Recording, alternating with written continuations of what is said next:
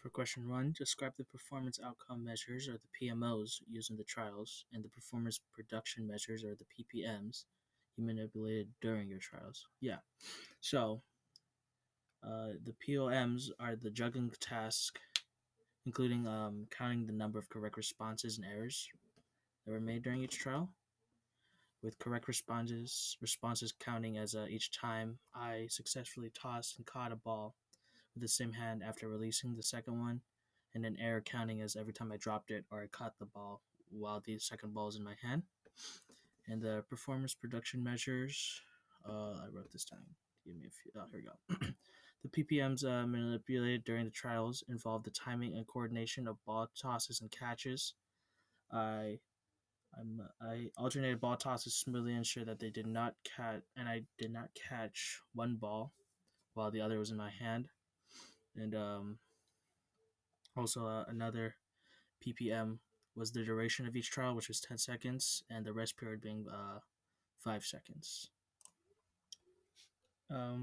Regarding question two, the schema theory of feedback provides a framework for understanding how individuals acquire and refine motor skills through repeated practice and feedback. In the context of our juggling trial, this theory is demonstrated as the following. Initial conditions refer to the starting point of the task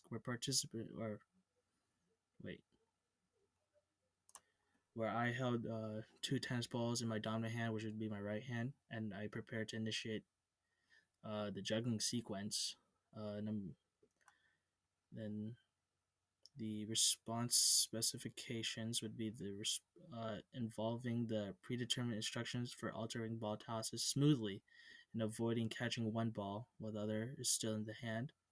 These specifications guide the motor program for executing the juggling task.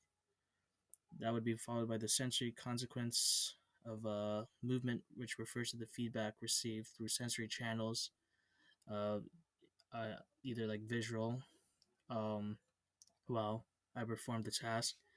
I received sensory information about the trajectory, timing, and accuracy of the ball tosses and catches, which informs adjustments in my movements and said tosses.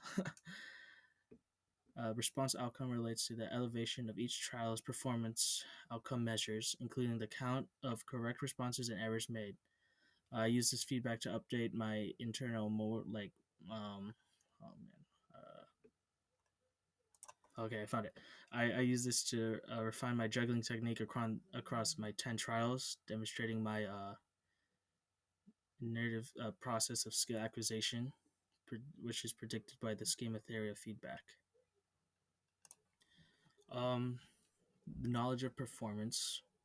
During the juggling trials, I noticed that my initial tosses were definitely too high and uneven, which definitely caused difficulty in maintaining a smooth rhythm. However, as I processed through the trials, I focused on adjusting the height and trajectory based on my sensory feedback. I did this by visually tracking the path of the ball and sensing the timing of my movements. I was able to make real-time adjustments to improve the consistency and accuracy of my tosses. This knowledge of my performance helped me refine my juggling technique, and I definitely developed a better understanding of my motor skills evolved while performing this task. And then at the end of the trial, after I counted and recorded all my results of my correct responses and errors, um, I definitely gained knowledge of my overall performance, effectiveness, and proficiency. For example, in trial two, I only got one correct response, whereas in trial seven, I actually got uh, seven. Funny enough, and I can definitely say that my first five trials were probably worse than my three. My I mean not my three. My other five. So yeah.